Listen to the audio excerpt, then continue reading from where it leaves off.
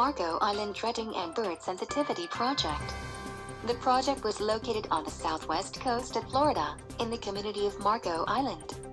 The project entailed dredging spoil material from the nearly closed-off inlet along the shoreline of an area at the north end of the island, called Hideaway Beach. Marco Island residents have expensive estates located along this area of the island. Residents wanted the inlet, which had filled in with shoreline sands over time, to be opened and allow the inlet to be used for boating and fishing, very popular activities in this beautiful community. During the time the dredging was permitted to occur, the challenge was how to deal with the temporary dredging activities, while still maintaining a safe and productive habitat for the thousands of nesting shorebirds that visit the beautiful white sand beaches each year. The citizens of Marco Island needed to have the impacted areas along Hideaway Beach dredged and reopened. But they also were active stewards of the federally protected migratory shorebirds, and the beaches they use for nesting and propagation every year. The plan was to develop a compatible bird sensitivity program that would enable the dredging to occur during the same time that the shorebirds were migrating to the beach for their nesting season. The first step in the program required the development of this bird sensitivity course to teach the dredging crews on how to be aware of the migratory nesting birds. These migratory nesting birds would likely be seen along the beaches at both Hideaway Beach, as well as the planned beach renourishment area further south along the coast of Marco Island, at Tiger Tail Beach. The renourishment area was where the dredged sand from Hideaway Beach would be deposited and stabilized. The dredging plan entailed removal of sands from what is referred to as the borrow area, and transporting the dredged sands to the north and curving around a previously identified and fenced nesting shorebird protection area, keeping a distance of at least 150 feet from the sensitive nesting shoreline. Noting that once the shorebirds have actually started their nests, they cannot legally be hazed or harassed by human activity. So the course needed to teach the crews things to watch for as the visiting shorebirds initiated their nesting season.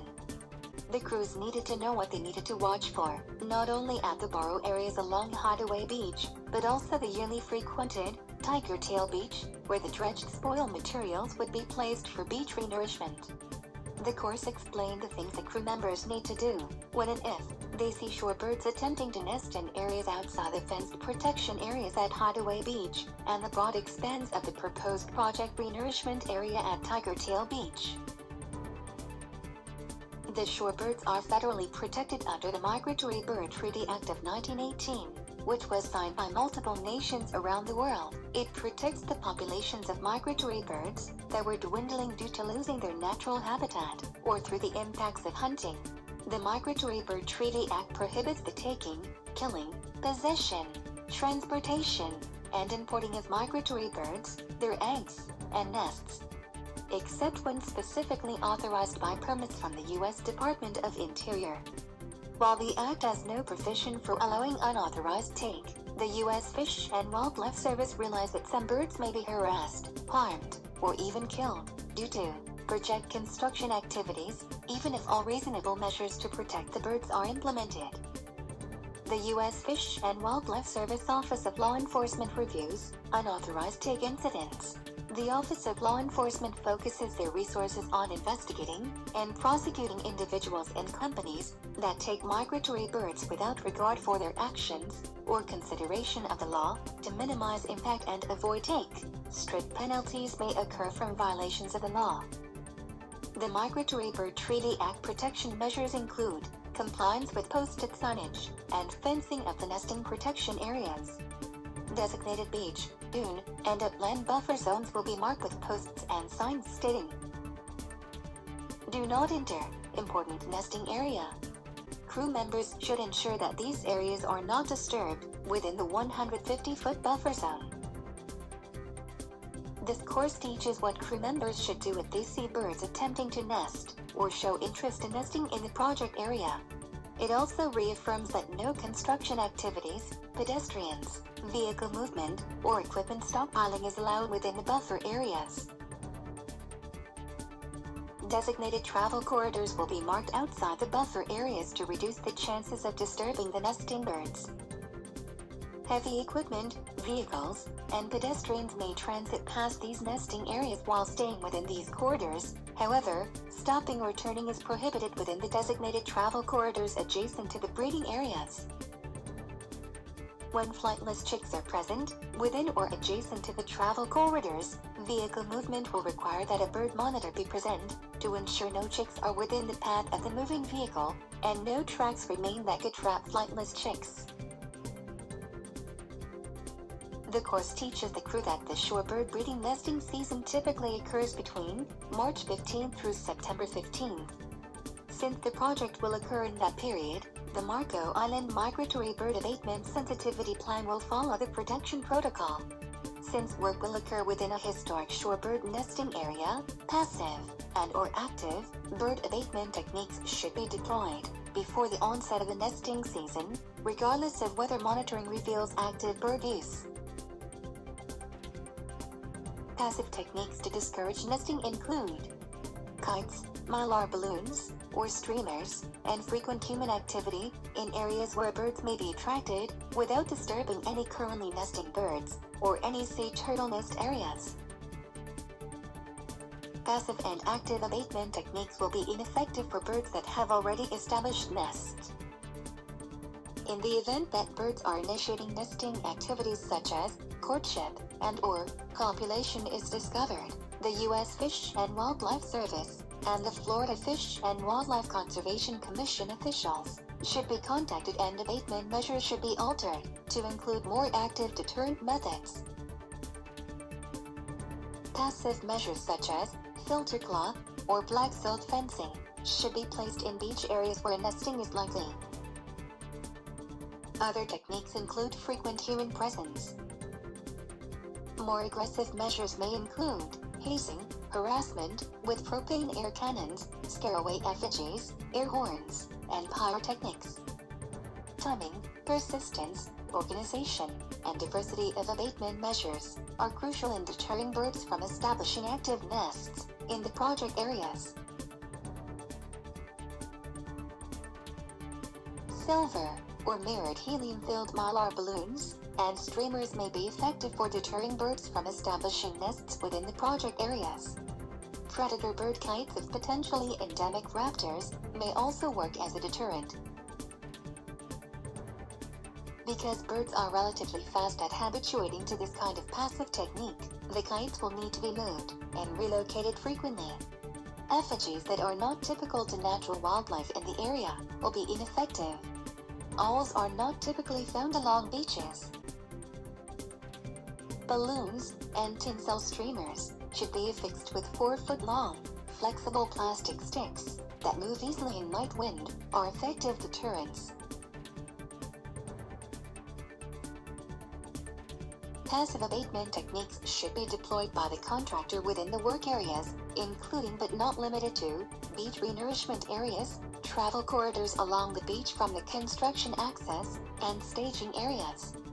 Before the onset of the breeding nesting season, regardless of whether monitoring reveals active bird use. Reporting of the effectiveness of the abatement methods and adaptive management is extremely important to ensuring that the nesting prevention program within the project work area is successful. The nesting birds in the area of Marco Island are protected federally under the Migratory Bird Treaty Act, but also under the Florida and Federal Endangered and Threatened Species Acts. Shorebird nests can also be impacted by tidal washovers and storm surge events that may destroy nesting activities. In areas that have a reduced potential for washover nest damage, active bird abatement should occur at least 150 feet from the posted zones.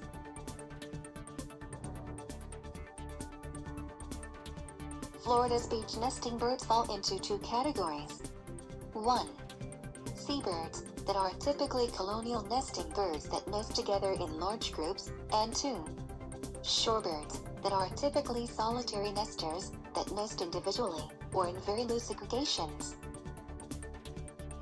Wilson's plover is an example of a solitary nesting shorebird. Only 6 species of shorebirds nest in Florida. They include the snowy plover, the Wilson's plover, the killdeer, the American oyster catcher, the willet, and the black-necked stilt. All other beach nesting birds are colonial nesting seabirds that include laughing gulls, roll terns, least terns, and black skimmers.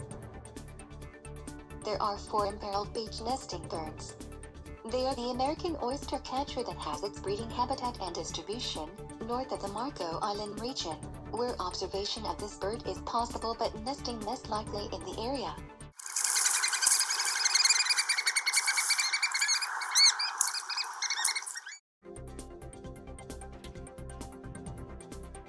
The snowy plover is regularly observed nesting along Marco Island beaches. It only breeds along the Gulf Coast.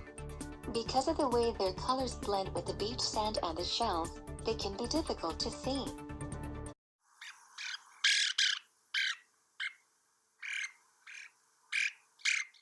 Their chicks are often easy prey for mammalian and avian predators.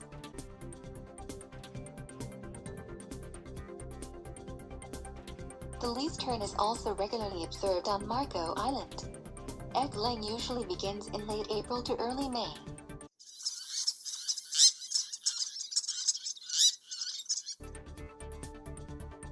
Least tern chicks are often prey for American crows that maraud nests, using decoy crows to lure parent birds away, while others hunt the unguarded nest chicks.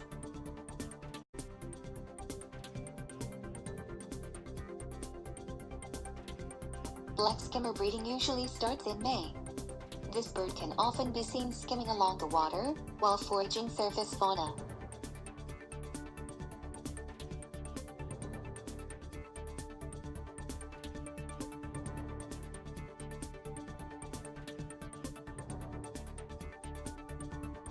Shorebird nesting is often plagued by egg predators that include crabs, raccoons, crows, and other raptors, as well as people who use the beaches, although dogs on beaches are a significant predator of shorebird nest eggs.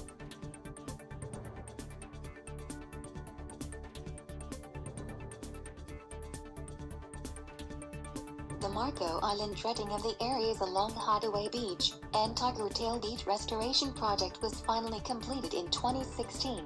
Shorebird nesting season was also successful with minimal disturbance to their annual breeding ritual. We thank the residents of the city of Marco Island for their cooperation in this project.